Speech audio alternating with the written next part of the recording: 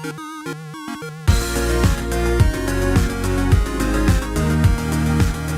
everyone, welcome back to another Anime Kingdom review. See by title below, yes, this is on episode 11 of DanMachi Gaiden Sword Oratoria. And yes, I am sorry, I know that this is like a whole week late and episode 12 is already came out already.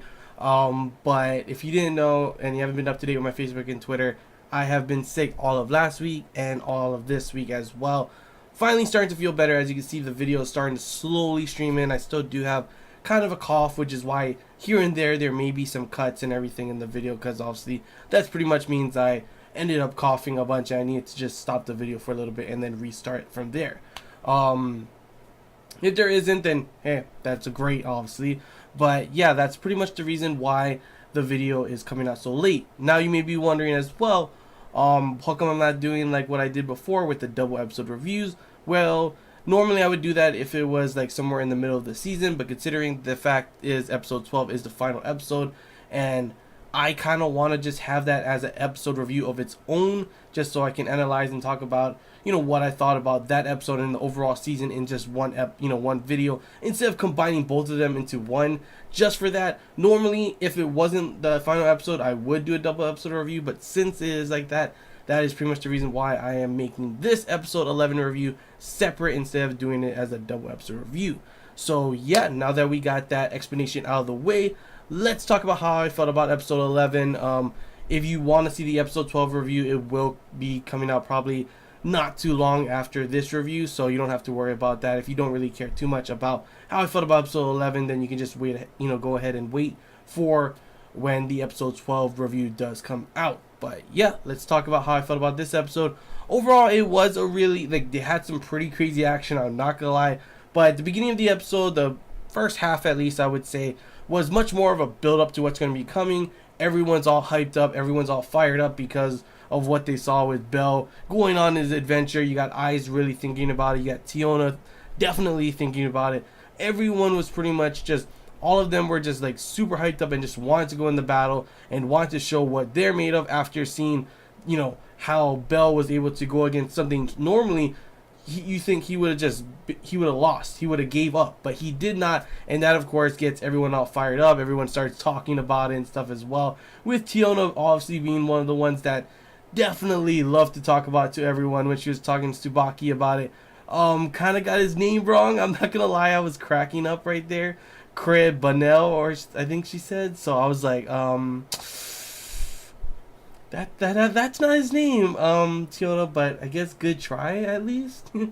But yeah, overall, after that, it was just all build up, everyone all fired up, ready for what's going to happen in the second half. And there, of course, was Lefia moments in there where she was just like, at first she was getting all like, oh my gosh, I failed. Sounds like he's, definitely surpassed me. And I'm over here like, oh my gosh, are we just going to have Lefia being all emo this whole time? Luckily, of course, she does see that, she has other things that she has to strive for. She doesn't know why she's comparing herself to, him. And then, of course, she, it doesn't get as irritating, where I thought maybe she'd start being all emo, or she'd start, like, complaining, like, oh my gosh, whatever, who cares about that guy, or something like that. Something irritating, like how Lefia normally does. Luckily, not really much irritation coming from Lefia in this episode, which was a pleasant surprise. It really is always a pleasant surprise when Lefia doesn't seem to irritate me in an episode. So I was happy about that. I was definitely happy about that. The second half, she does have an impact as well with using her fire abilities, her magic abilities, where she pretty much just completely wipes out a whole area of monsters. So good job to you, Lefia. At least you're not completely useless, when it is the combat situations and she's not like scared or nervous, she definitely is something to be, reckoned with. Like, you gotta be careful for her. She could probably take you out easily, which is why I don't understand why she's always so like, oh my gosh, he just, everyone's all hyped up because he took out a Minotaur. Like, well, you literally just took out like how many dragons and 1 billion of those gross ass caterpillar things. So yeah, you don't have nothing to be worried about for now. Belle's still a way better character and not irritating like you, but I mean, I don't know why she's always thinking that she needs to compare herself to him. It gets pretty irritating when she does. Luckily, she doesn't really do that in this episode. But yeah, most of this episode, the second half was all action, them rushing in their formations and everything, getting attacked from all sides. Once they get to the 52nd floor, and they were like, oh, you can't stop because they're going to be attacking you. And I'm thinking it's guys from above. You know, that there's like a lot of areas where people can be from above, and you saw that there was those weird spider things that attacked from above too. But in actuality, the thing they got to worry about is not even on the floor. It's actually 6 floors below them. On the 58th floor, dragons are aiming and targeting them, shooting fire blasts all the way to the 52nd floor. What the hell is that? That seems a little bit cheap and unreal. And for example, I don't really understand, does the dungeon heal itself over time or something? Because I'm pretty sure if you're saying that the Zeus Familia had gone through there before, then a lot of the area would be destroyed. And then the fact is, it's pretty funny that when Lefia does, of course, protect whatever that one guy's name is, random dude number 1, and she starts falling down through the hole, they fall all the way to the 8th floor. So it's kind of like, why don't you do that? Let them shoot one, dodge it, and just all jump down. But of course, not everyone could, I guess. When it comes to, you have to have the best of the best, and obviously Tsubaki is what's it called, a blacksmith, along with the other guy who just, I don't know what he's doing. He's a supporter, I'm guessing. That's why he has the huge pack on his back and everything, and they can't jump down there. So I guess that's why they had to, Finn and the rest of the crew had to go around the long way, going down every single floor, while of course Lefia them took out all of those dragons and bugs. And when it looked like Lefia was able to wipe out the whole thing, and you're like, oh damn, good job, Lefia. Looks like it's a job well done. Nope, here comes a bigger dragon, and you're thinking, what's gonna happen next? How are they gonna take this thing out, right? Gareth comes flying down, dual wielding his axes, and destroys it. I'm not gonna lie, I was kind of disappointed because I want to see a lot more of Gareth. Here's hoping that we will see a lot more in the 12th episode, because we've already seen Finn. Finn is a total badass. I love seeing him when he fights. Riveria has shown that she's literally will take, like, she froze all of them, even the strong, bigger ones, and just in one stroke just destroyed them all. So we already know Riveria and Finn are strong, but we don't really see much of Gareth, and he's supposed to be like one of the the 3 strongest ones in the Familia.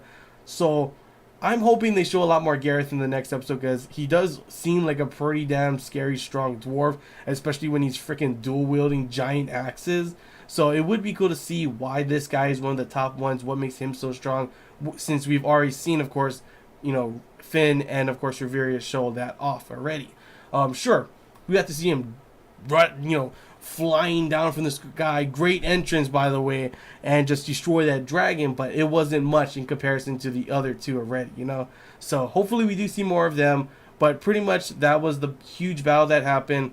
They started resting a little bit, start talking. Finn starts wondering, obviously the Zeus Familia had gone to the 59th floor before, and they pretty much said that it was like a huge ice wasteland kind of thing or something. But the weird thing is, they didn't feel any code. Guess what? Somehow, I'm not too sure if the Zeus Familia was wrong, or pretty much it just changed over time. I'm not too sure how the dungeon really even works, but it turns out it's a damn jungle now. Yeah, it's not an ice wasteland, it's a complete opposite, humid jungle instead. And of course, it also shows a little bit of, from what is his name, Uranus, and the other hooded guy planning something, and it has to do obviously with that necklace thing that what's her name gave eyes before. So that may end up doing something. I'm not too sure. It may just be a locator for all we know. Not too sure. But we also do get to see a little bit of them talking about whoever that bad god is, demon, whatever it is, talking to forget what her name is, but she's eating a bunch of the stones. And I'm thinking that weird flower monster that evolves at the end, I think that was her, because she ends up saying Aria, like she's calling out to eyes. So I'm guessing she ended up turning into a monster. I'm not too sure. I could be completely wrong, and for some reason she's maybe just controlling all the monsters.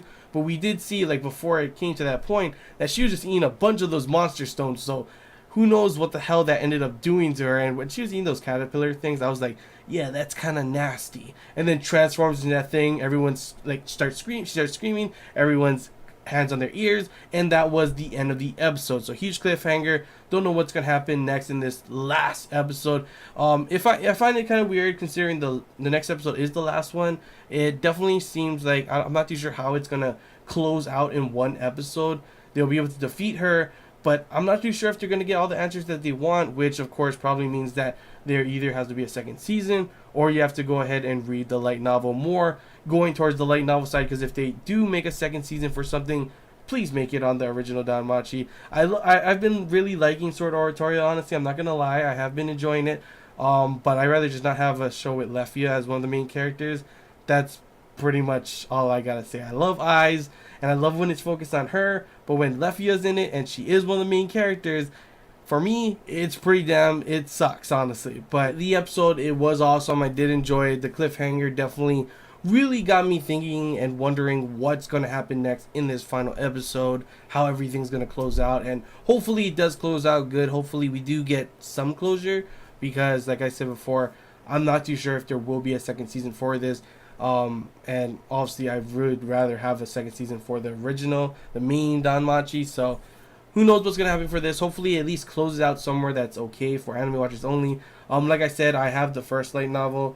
Probably will get the second one when I finish reading it. I've been holding off just to see how everything goes in this first in the anime, and then I'll probably check it out. So I'll tell you guys how the light novel is if it ends up being pretty good. But yeah, that's all I really gotta say about this episode, guys. Hope you guys enjoyed this Anime Kingdom review. If you have any questions, feel free to comment below. If there's anything I missed and you want to talk about, comment below as well. And if you did enjoy, don't forget to leave a like. If you haven't already, feel free to subscribe for more content. And as always, guys, I want to hear your guys' thoughts. How do you feel about this episode? Good, bad, however you felt, feel free to comment below on that. And that's pretty much all I gotta say, guys. So until next time, see ya.